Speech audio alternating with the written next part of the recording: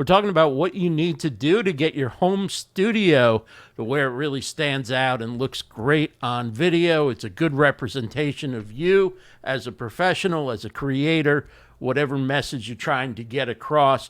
You can do it by upgrading your home studio. And we have here somebody today who is the master of home studios. In fact, his company's called Home Studio Mastery. He's the author of Mastering iPhone Video Production. He hosts the Hacks and Hobbies podcast. He's got a new book coming out soon. He's got a new home studio rehab challenge that he's offering at a discount. You can find him everywhere on social media at Super Junaid. And he's also an entrepreneur and a brilliant thought leader when it comes to online business, marketing, tech. I'm super excited to have, for the first time, Mr. Junaid Ahmed. Junaid, welcome to the show. Hey, Ross, thank you so much for having me. I'm super excited to be here. Been collaborating with you for the past few years on the 100 live stream productions, and that's been an excellent experience. And when I've been getting these emails with you interviewing guests and interviewing experts, like, wait, you have a podcast and I haven't been on. Let's put this together. Well, since I started my LinkedIn newsletter, I've been just taking topics that are of interest to people on social media, for instance, like LinkedIn strategy, social selling, and I'm thinking, home studio. I mean, look, I could use some help back here, right? I mean, I don't know if there's much you could do with this small space, but I wanted to ask you, let's start out with just a basic thing as an observer, somebody who understands studios and what works. What tells you when you look at a video, this person knows what they're doing with their studio, and what tells you this is a studio that needs some help? Well, a lot of the times the lighting might need some help, right?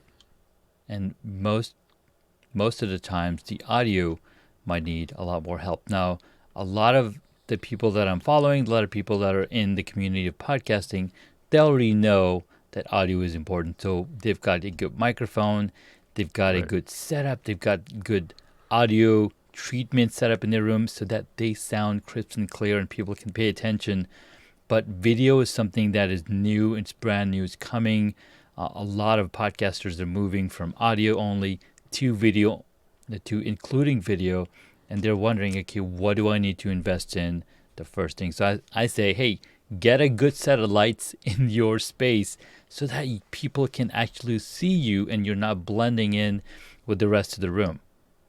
Light's more important than, like, the quality of the camera, even? Like, does lighting, what degree does lighting actually mean more than camera? Because I see a lot of people, they go out and they talk about getting an expensive camera and then they don't have any decent lighting on it, and they're wondering why it doesn't look any better than the webcam that they were using for the last year or so.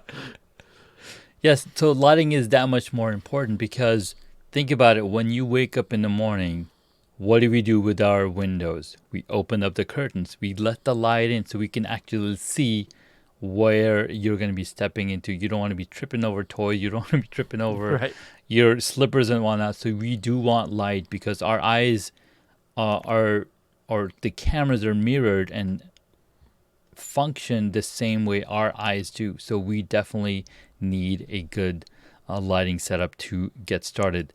Now, luckily for a lot of us, we have windows, we have the sun shining. But what if you're creating this video content? What if you're creating this video when the sun is not out, right? What then? Well, you might be recording in a dark room, kind of like this. Or maybe you just have lights in the wrong place and people are like, wait, I can't see you, Junaid. Can you come out of the dark? Yeah. So, I look at your setup. Just tell me real quick, like, what's the basic for setting up lighting? If somebody's starting out, and they're on a tight budget, they want to get just what they need in order to light their video. what would you say are a few things they should do as far as lighting goes? And this is really, by the way, this is really the thing that's never talked about is lighting. I mean, people talk about cameras, they talk about gear. We love to talk about microphones and audio, Yeah. but lighting always seems to get missed in the conversation. 100%, and that's because we don't understand the lighting as much as we think we do. Because most of the times we're sitting in rooms like this where we have overhead lights, and you can kind of see what's happening, and like, hey, I've got my camera set up right. I've got lights in the room. People can see me. The camera can see me. Let's go and make it happen. But what I focus on is turn off the lights, start with a blank canvas, set the camera so you can't see anything else. Now the light that you're seeing here is from my monitor, and if I turn on just one piece of light, you're basically set and ready to go. People can see you, they can hear you. Let's keep the show rolling. As you get more comfortable, I'm like, okay, I like this lighting setting. Let me add some more lights in here. So I've got a fill light here that's then filling up, more of me. You can see more of me. You can see a little more of the room back here. And then I've added a third light, which is a hair light. So it then not only lights up my hair, but you can also see more of my shoulders defined, and it's separated from the background. Then I'm adding a floodlight to, again, further separate the background from me. So again, I'm layering different types of lighting, giving it different name, and these are the same type of 3-point lighting that you'll see photographers use, that you'll see artists use, that you'll see filmmakers use when they're setting up a shot. What's interesting to me is the way that your lighting is set up, especially you see when that first light comes on, is that it completely illuminates your face, but you're not thinking, boy, it's bright. In fact, it's dark everywhere else but right on the subject. Yeah. Are you putting that first light right on you, or is it coming from the side and then the fill's coming from the other side? Right. So if I were to switch my camera around and show you what's happening, so I have the main key light right in front of me, and you'll see this grid kind of stuff happening. And this grid is what's making sure that this light is focused directly on me and nothing else. Right. Right. And then I've got another light kind of like at 45 degrees or 60 degrees angle on my right. That's, either, again, focusing on lighting me up. So I have a little bit more shadow on this side than this side. And that's because, I want to have more dimension. Now, depending on who you are and what kind of lighting you want, like for some of the clients that I worked with that are female, they want more lighting and they want minimal shadows. So then we have a different lighting arrangement for that kind of setup. Okay, so you have your lighting set up. What are people doing when they're going from audio only and now they want to put their podcast on YouTube and they're going, I'm going to go all in and I'm going to do video with it? What are some of the biggest mistakes you're seeing, things that you're like, don't do that? If you just don't do that, you're already ahead of the game. Well, the number one thing that we like to do ourselves when we're setting up, let's say our office, you'll set up a corner of a room where you like the look. The window might not be in front of you. The window might be on the side. The window might be behind you. And sometimes you can't really control where the windows are. But because you like the look of how you want the room to be set up, you'll just not think about what the camera sees. And it's always going to see what's behind you. And we don't have eyes in the back of our head, so we can't really see what that's going to look like. So when you start, you'll see that people have windows in their backgrounds with light and sunlight coming in. What that does, it takes away the attention of the camera from you to that light, because the camera wants to focus on the highlights in that shot. So you want to make sure that you eliminate that window or put a curtain, dark curtain, light blocking curtain on it. Nice pretty curtain, just bring some kind of personality in that room. Or if you are able to, just move the camera around so that you don't have that light shining into the camera. The second thing that I've seen is you'll see doors in your shots or in the client's shots. Hey, I got 2 of them. You got 2 doors. Even 3 of them if Right. you want to consider the cabinet. And what's cool is that you can there's multiple ways that you can include those doors into the shot. Like in door number 1, we've got guests coming on. Just you wait, right? So you can bring it into the story, and now people are laughing. They're engaged in the conversation. They're no longer paying attention to that door. What would you do? Is there anything you can do? Like, let's say you're in a limited space like I am. There's not a lot that I can do here. If I put some sort of banner up back there, whatever, Sure. I'm blocking the door. I can't go in and out. I Right. can use a green screen, but I'm getting the sense from looking at your studios that you generally don't go with a green screen. Is Right. that correct? That is correct. So I don't go with green screen because green screen is a totally different art because you got to light the green screen separately from lighting yourself. Again, more lighting conversation because now you're lighting 2 different things, and you know you got to have the distance. Now I've helped clients in design studios in rooms as small as 5 foot wide by 10 foot long, right? So there's no room that's not designable. There's no room that you can't play around because the beautiful thing about cameras is that you can control what it sees. Now, the reason that you only see this much is because that's what I want the camera to see. But if I were to turn my camera to the side, there's a whole lot of nothing or, my doorways out there.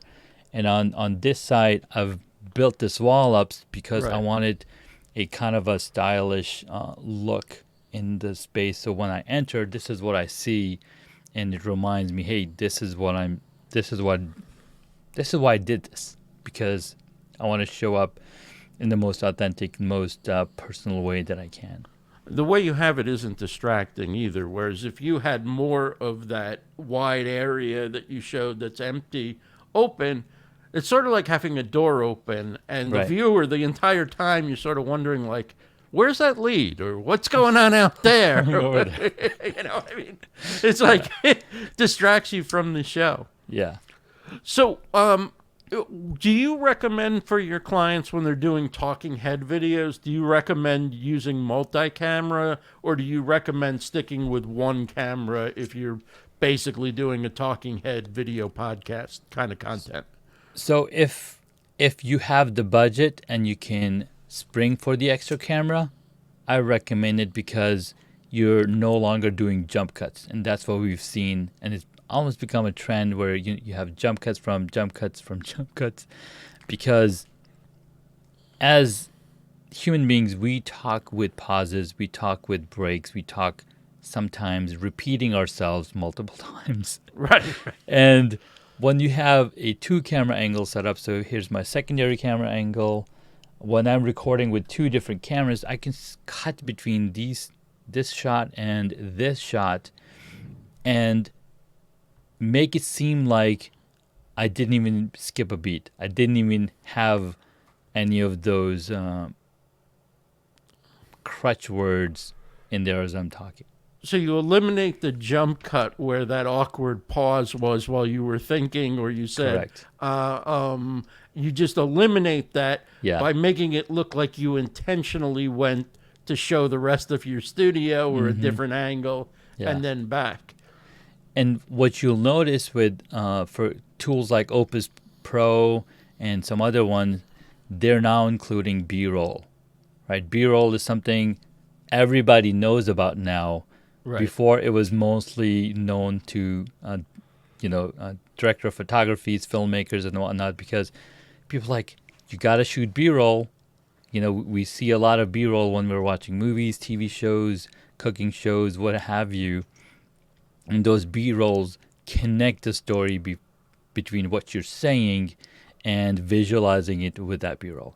So again, think of this side angle shot as a B-roll into what you're having a conversation.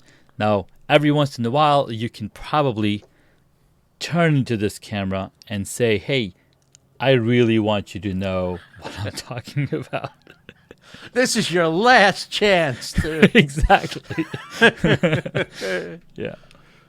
So, when you look at using a second camera, are there any special considerations if you go to a second camera? So it doesn't have to be as expensive as your main camera. You can use a webcam that you already have that let's say you start with a webcam and then you're upgrading from the webcam to a DSLR camera. You can use that webcam as a secondary camera angle, right? You can use that Right. webcam as a top-down camera angle as well, especially if you're going to be reading books or if you're going to showcasing some products and whatnot. It definitely helps.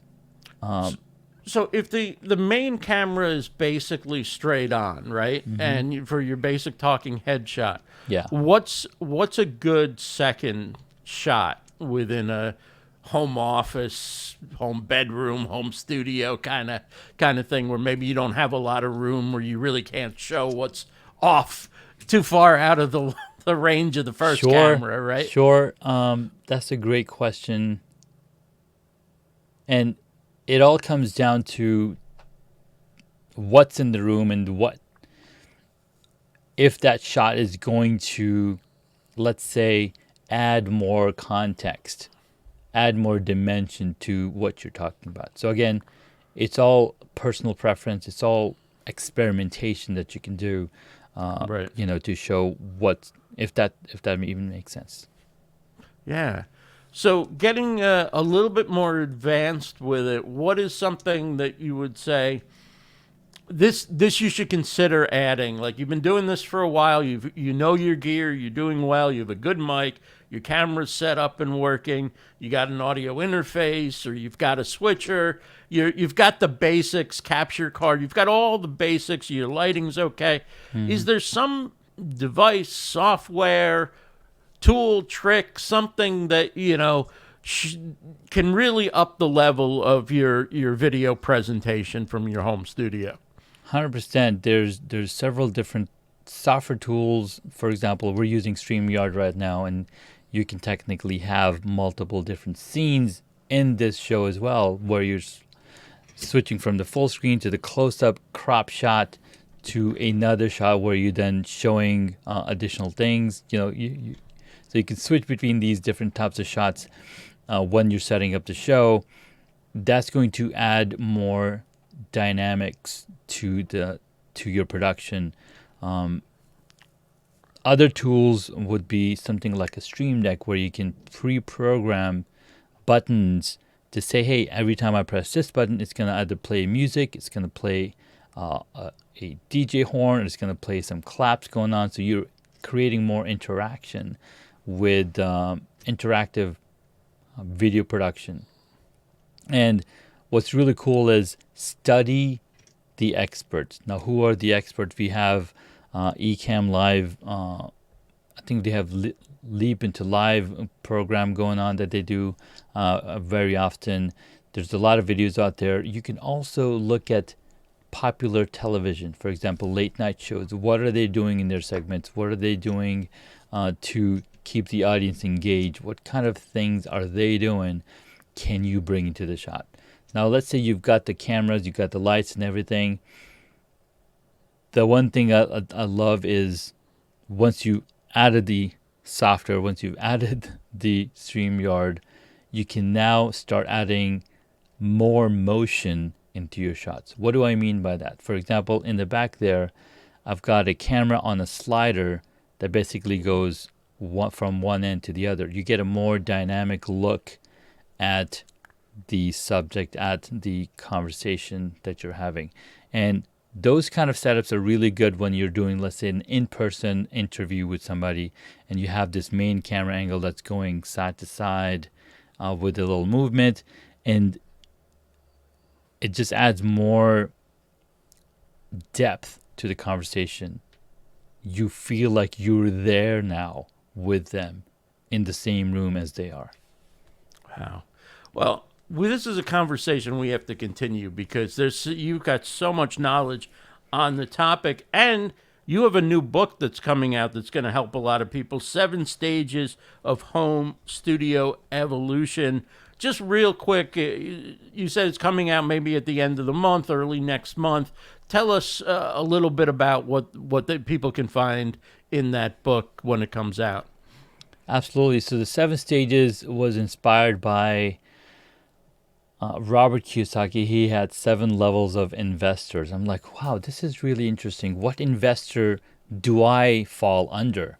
Am I the novice investor? Am I the investor that's putting my money and forgetting about it? You know, what kind of investor I am. So as I read through this book, I was like, this would be interesting because as somebody who's a podcaster, somebody who's a live streamer, somebody who's creating video content and helping others set up their studios, I want to tell people, hey, you're at this level right now, and here's the tools that you might already have to qualify to be in this level. But guess what? To go to the next level, here's some additional gear that you might be putting in your studio space, changing the stuff around to go to the next level. So the beginner level is, the hobbyist, the novice, the hobbyist, the pro, the expert. You have 7 different levels. And with each level comes additional gear and additional experience. Because the one thing that people don't realize is the experience that you need to be able to perform in front of the camera. Now, lucky for me, I knew how to set up the gear. I knew how to set up the technology part of things. But what really sucked is I still didn't know how to perform well in front of the camera. So that took me 2 years to get really good at, to experiment and exercise and still a learning experience. So again, you can have the best car, the fastest car in the world. It doesn't mean that you can compete with the fastest people in the world. Do you find most people, in terms of their skill on camera, is ahead of their gear in their studio, or most people's gear in studio is ahead of where they are in terms of how they're doing on camera and getting the content across? Where do you think most people fall? I think they fall right in the middle between good enough on camera and good enough in delivering the message that they're talking about, and which is totally fine. Some people are further ahead. It all comes down to how much time are you putting in the gym? How much time are you putting in the reps? How much time are you putting in to create the really polished content? All right, Junaid, thank you so much for being here. You've got the 5-day home studio rehab challenge going on, and you've got some great discounts on that. People can check out your website at Home Studio Mastery to learn more about that. And again, the new book coming out soon. Look for it, 7 Stages of Home Studio Evolution. Find him on social media. Connect with him. He's a great follow at Super Junaid. Junaid, thanks again for joining us for a little bit. Thanks, Ross. This was a lot of fun. Appreciate you, man. Great chatting with you.